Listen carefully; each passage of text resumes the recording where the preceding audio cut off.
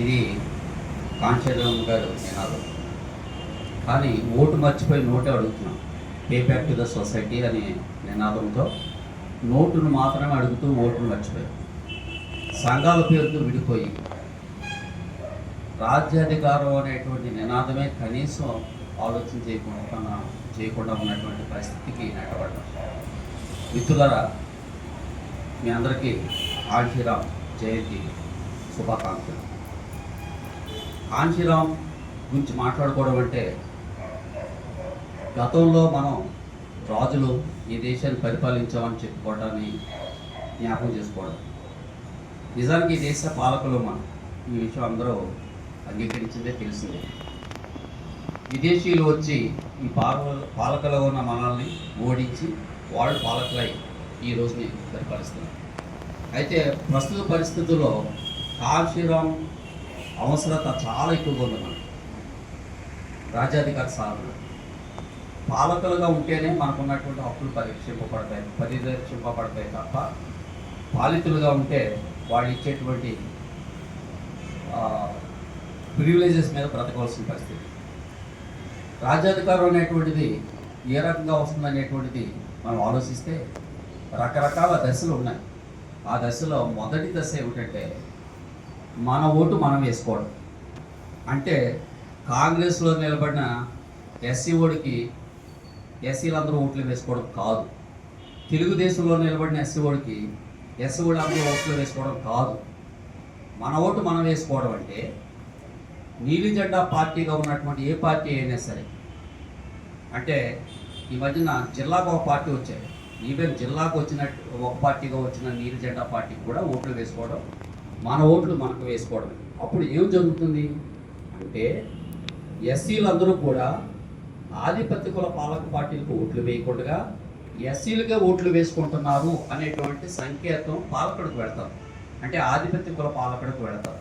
అది వెళ్ళంగానే ఆధిపత్య కుల పాలకుడు ఏం చేస్తాడంటే వీళ్ళందరూ సంఘటితం అవుతున్నారు ఓటు పరంగా, అంటే కుల పరంగాని సంఘాల పరంగా వేరైపోయినా ఓటు పరంగా మనకు వ్యతిరేకంగా సంఘటితం అవుతున్నారు అనేటువంటి సంకేతం అవతల వాడికి వెళితే మనకు కావాల్సినటువంటి ప్రివిలేజెస్, మొట్టమొదటి ప్రివిలేజ్ ఏమిటో తెలుసా మనకి? అంబేద్కర్ విగ్రహం పెట్టడం, అది మొదలెడతాం. ఆ తర్వాత అంబేద్కర్ కమ్యూనిటీ హాల్ కట్టడం మొదలుపెడతాం. ఇది చాలు మనకు అనుకుంటాం. ఈ రెండు సాధిస్తే నిజానికి సాధించినట్టే.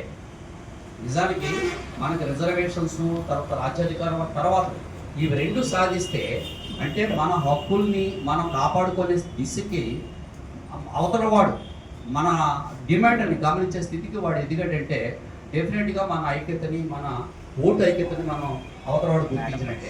కాబట్టి మిత్రులారా, మన ఓటు మనకు వేసుకోవడం అంటే మన నీలి జెండా పార్టీకి మనం వేసుకోవడం.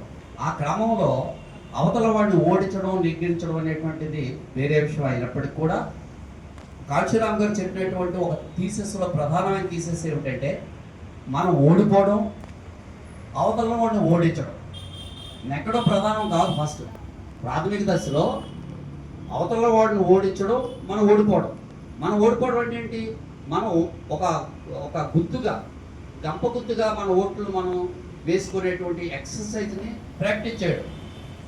లాస్ట్ టైము అంటే 2019 అనుకుంటా, మన ఇప్పుడు ఉప ముఖ్యమంత్రిగా ఉన్నటువంటి ఆయన బీఎస్పీలో జాయిన్ అయ్యి ఆంధ్రప్రదేశ్లో ఆయన తర్వాత బీఎస్పీ కలిసి పనిచేసింది. ఆ టైంలో నేను ఏం చెప్పానంటే ఖచ్చితంగా ఆ కూటమికి ఓటు వేయండి అంటే చాలామంది మనల్ని వ్యతిరేకించారు, నన్ను వ్యతిరేకించారు. కాపాడుతో కలిసి మాయావతి ఈ నిర్ణయం తీసుకోవడం ఎంతవరకు కరెక్ట్ అనేటువంటిది. మనకు బలం లేనప్పుడు ఖచ్చితంగా ఇంకోటితో కలవాలి, అది తప్పదు, అనివార్యం. వాడు మనం కలుపుకుంటున్నాడు కదా, వాడు బలం లేకే కదా మనతో కలిసి వచ్చాడు. బలమే కాదు, ఎలక్షన్స్ ఇప్పుడు మన అంబేద్కర్ భవన్ ఎలక్షన్ జరుగుతున్నాయి. ఏ ఓటు, ఒక్క ఓటు కూడా దాని విలువ అనుకుంటుంది. ఆ ఓటును కలుపుకోవడానికి ఏ రకమైన ఎత్తుగడలు వేయాలనేటువంటిది అక్కడ ఉన్న స్థానిక పరిస్థితుల్లో ఆధారపడి ఉంటుంది. మనం సాధారణంగా వీరోచితంగా ఏమంటామంటే మన